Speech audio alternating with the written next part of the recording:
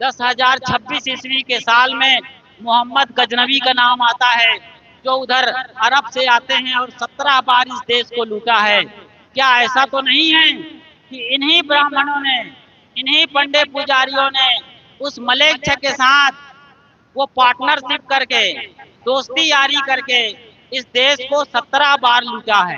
उसी का परिणाम है कि कुछ हफ्तों में इस देश को 70 बार लूटा है। अभी अभी की ताजा खबर है। कबीर साहब जब आए थे आज से 600 बरस पहले, आज से 600 बरस पहले जब कबीर साहब आए थे इस धराधाम पर, तो उनके कोई 1000-1200 साल से राम नाम का बड़ा बोलबाला चल रहा था, दशरथ नंदन श्री राम का। साहब ने उसे घट-घट निवासी आत्मा राम बताया। आपू ही बाउर आपू सयाना, हृदय बसे कहीं राम ना जाना।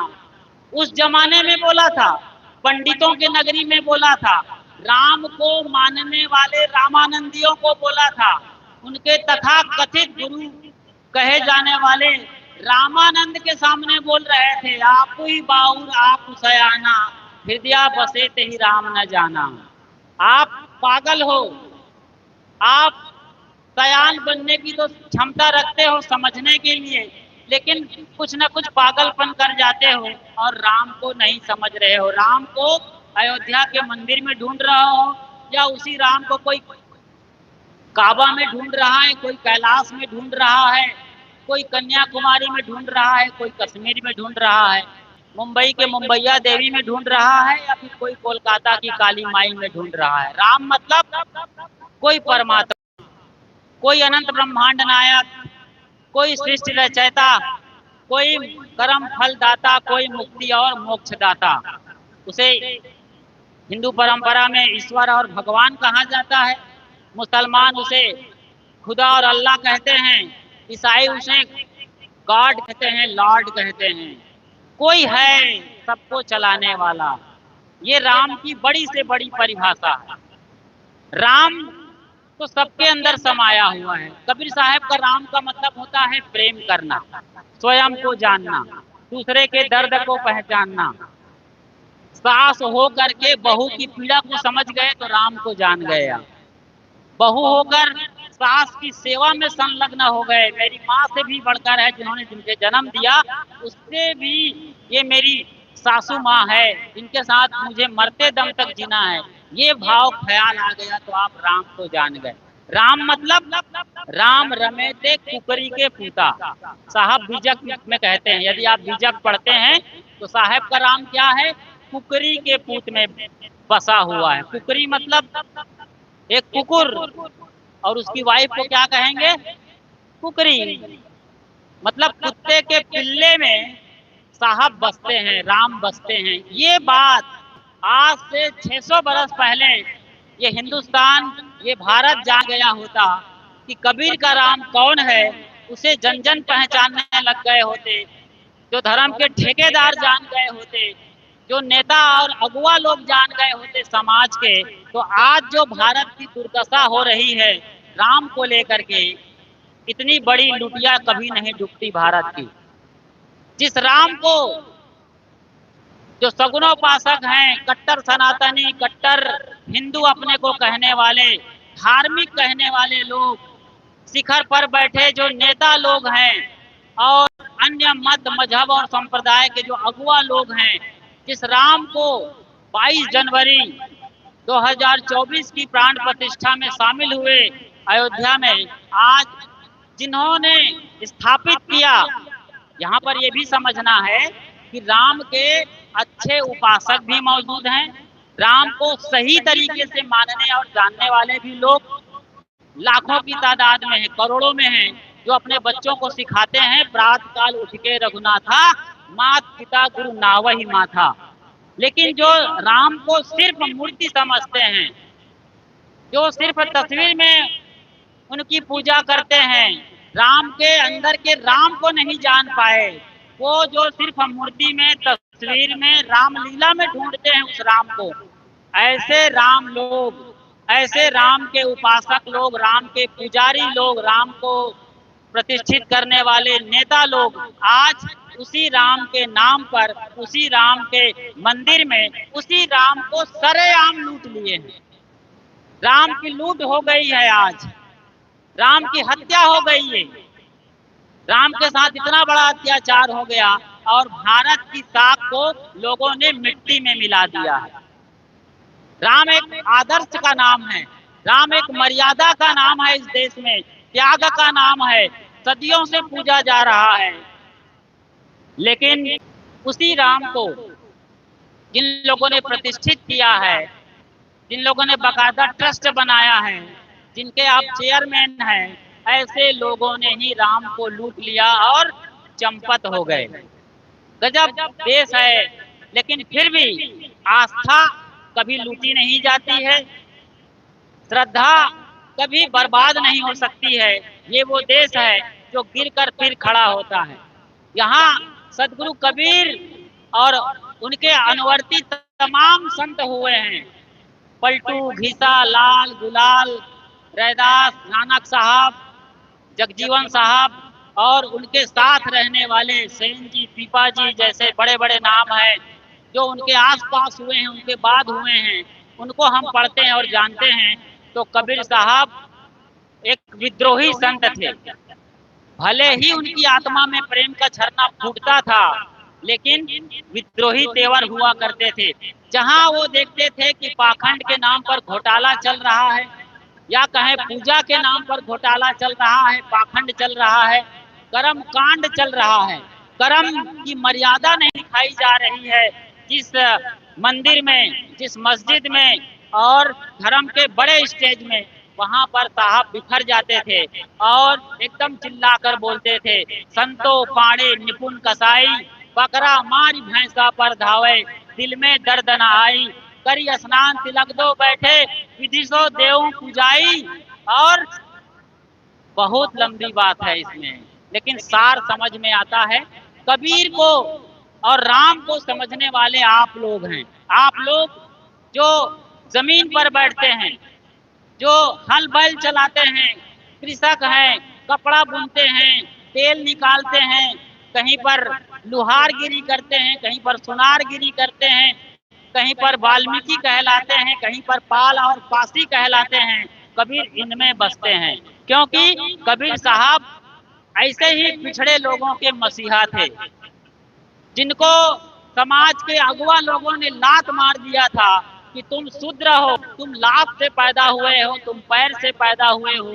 ऐसे बोलकर जिन लोगों को समाज अपने हाशिए पर रख दिए थे, जिनका कोई मूल्य नहीं था, कीड़े मकोड़ों के तरीके से उनके साथ व्यवहार किया जाता था, वो जमाना रहा है जब अछूतों के साथ क्या जुल्म ढाया गया है।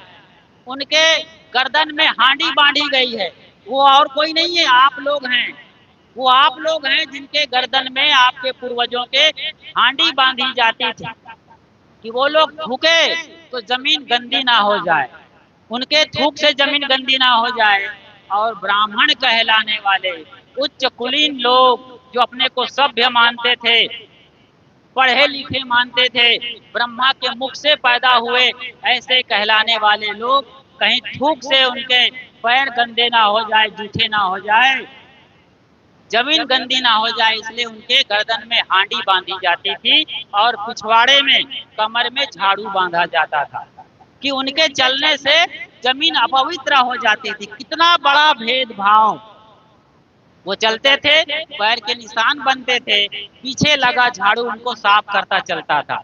इतना जुल्म ढाया गया है। सावित्रीबाई फुले जो पहली महिला शिक्षिका है इस हिंदुस्तान में, उनके साथ क्या जुल्म हुआ है सोचिए जरा। वो पढ़ाने जाती थी, वो पहली महिला है जिन्होंने अब बालिकाओं के लिए, महिलाओं के लिए पहला स्कूल खोला था अपने पति ज्योतिबा फूले के साथ।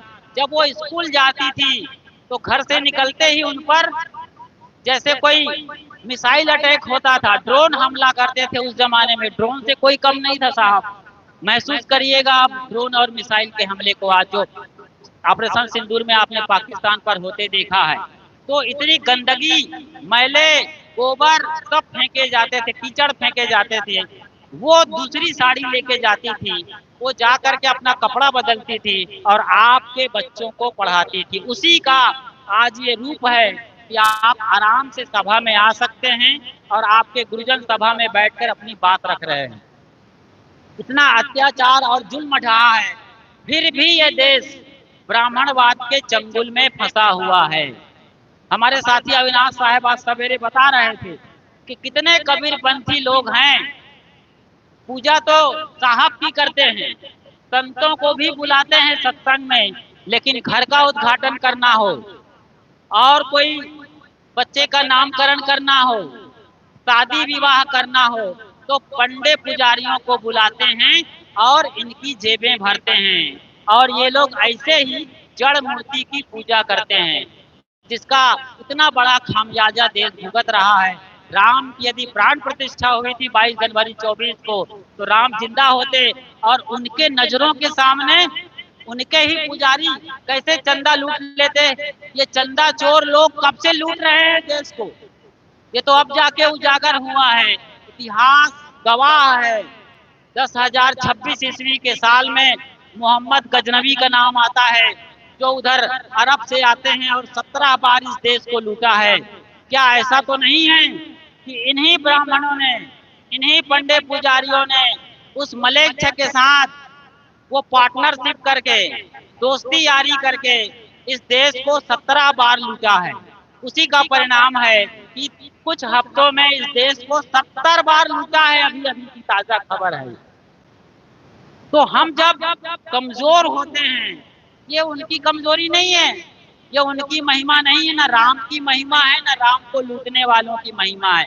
महिमा तो आपकी है, जो आप इनको मौका देते हैं, कभी वोट के नाम पर और कभी पूजा के नाम पर, कभी प्रतिष्ठा के नाम पर, कभी कथा के नाम पर, कभी भागवत के नाम पर, कभी लीला के नाम पर। आप जो इनको मौका देते हैं, आप इनके लिए जो स्टेज सजाते हैं, आप इनको जो माला पहनाते हैं और आप इनका जो झोला भरते हैं पूजा दक्षिणा के नाम पर, इसी के कारण ये देश अभी भी गुलामी की ओर अग्रसर हो रहा है। आपको समझना होगा, जानना होगा कि हम फिर से गुलाम ना हो, तो कबीर के राम को जानना होगा, कबीर के बीजक को पढ़ना होगा, सनातन साहब जैसे क्रांतिकारी संतों के गुरुद्वारा में आना होगा, उनकी किताबों को पढ़ना होगा और उनको अपने घर में बुलाकर उन्हें सुनना होगा। वो कबीर साहब बाकी को तो छोड़ दीजिए, कबीर पंथ में फैले जो कुहासे हैं, जो गंदगियां हैं, जो मैल हैं और जो ढकोसले हैं, उनको सफाई करने के लिए साहब आज कबीर के रूप में आपके अवतार लेकर के बैठे हुए हैं। जीवित कबीर हैं साहब, ताली बजाइए एक बार जोरदार। इनके आदर्श और गुरुवर रूप में हमारे सदगुरु अभिलाष साहब हुए हैं, जिन्होंने पूरे 78-80 साल तक गांव-गांव, गली-गली घूमकर अलग जगाते रहे। एक ब्राह्मण नामधारी होते हुए भी, शुक्ल खानदान में पैदा होकर के भी 1 इंच कभी ना ब्राह्मण हुए, न कभी अपने को शुक्ला समझे, बल्कि आप लोगों के बीच में आकर एक आम आदमी के हैसियत से, एक जागी हुई चेतना की तरीके से पूरे देश को जगाते रहे 80 साल तक। उसी का हम सब यहाँ पर रूप हैं, जो जुगनू के तरीके से चमक रहे हैं। और आज हम सब की जरूरत है, वो रोशनी आपको मिली है। मैं ये नहीं कह रहा हूँ कि हम मंच वालों की बात कर रहा हूँ, साधु नामधारी संत कहलाने वाले साध्वी बहनें और गद्दी नसीन साहब की नहीं, नहीं, आप सबके अंदर उतनी हैसियत की चेतना है, आपके अंदर उतनी ऊर्जा है, आत्मा में कोई फर्क नहीं है, हंस न नारी पुरुष है, सबके अंदर चेतना है। सब आप जागिए और ऐसे जो कठमुल्ले हों, चाहे चंदा चोर हों, इनको सबक सिखाइए। और आपकी ये बड़ी जिम्मेदारी है, ये मूल अधिकार है आपका, आपका नैसर्गिक अधिकार है। आप जागेंगे तो अंधेरा भागेगा, सूरज आएगा, अंधेरा टिकेगा नहीं। इसलिए कबीर को पढ़िए, कबीर साहब को पढ़िए, कबीर वाणी को पढ़िए, सच्चे और जागे हुए संतों के चरणों में आइए, कबीर के राम को पहचानिए। मैं ये कह रहा था और ये बताते हुए कि कबीर का राम न सिर्फ दशरथ नंदन श्री राम नहीं है, बल्कि घट घट बैठी केवल आत्मा नहीं है, बल्कि पूरा जनजीवन ही कबीर का राम है। सब घट मेरा साइया और सुनी सेज न कोय, बलिहारी तेरी साज की जागट परगट होए। तो अपने राम को जगा लीजिए। जो आटा में है, चक्की में है, सूप में है, ये कबीर साहब के उदाहरण हैं। आटा में, चक्की में, सूप में, सुई में और वो बबूल के पेड़ में है, सब जगह राम है। सब जगह राम समाया हुआ, राममय है ये जगत। लेकिन तब समझ में आएगा वो राम है आपकी चेतना, आपका जागरण, आपका होश के साथ जीना। अपनी चेतना को जगाइए, होश के साथ जिए, विवेक और विचार के साथ आप जी रहे हो तो फिर आप कबीर के साथ जी रहे हो, कबीर साहब के साथ जी रहे हो और कबीर के वो मसाल के साथ जी रहे हो जिसके लिए वो कहा था। वो कहे थे कबीर खड़ा बाजार में लिया लुआठा हाथ, जो घर जा रहे अपना चले हमारे साथ। तो कबीर साहब के साथ चलिए और माया मोह अंधविश्वास भरम ढोंग ढकोसले कर्म कांड छू मंत्र जादू मंत्र को जलाकर खाक कर दीजिए। बोलिए सदगुरु कबीर साहिब की जय।